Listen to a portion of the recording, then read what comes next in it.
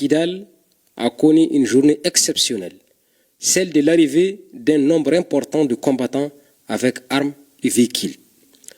Ces combattants, tous de nationalité malienne, ont fait le choix de la paix et celui de s'inscrire dans la République. Je remercie toutes les autorités qui se sont impliquées dans le processus et l'accueil qui nous a été réservé.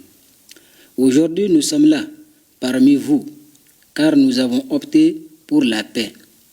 Je suis prêt à servir mon pays, le Mali, et j'invite les autres qui hésitent encore à nous rejoindre. Aujourd'hui, toute l'administration de Kidal est debout comme un seul homme. Nous les remercions infiniment pour cet acte à l'occasion de cet événement, combien de fois important pour notre pays et la paix. L'occasion est bonne pour souligner le rôle qu'a joué l'équipe régionale d'appui à la réconciliation. Nous invitons tous ceux qui ne sont pas sur cette voie à nous rejoindre car elle est la plus sûre. Grâce à l'appui et aux efforts constants des autorités régionales en faveur de la paix, le dit accueil a été un moment de joie et plein d'espoir. Nous sommes très heureux, nous, responsables des FDS de la région, au nom de la haute hiérarchie, de recevoir nos frères maliens qui ont délibérément décidé de revenir dans la mère patrie. C'est un acte très symbolique et il participe du retour de la paix et aussi du renforcement des forces armées dans le cadre des opérations. Ça n'est que la joie. Vous le voyez, vous avez vu l'accueil de la population de Kidal.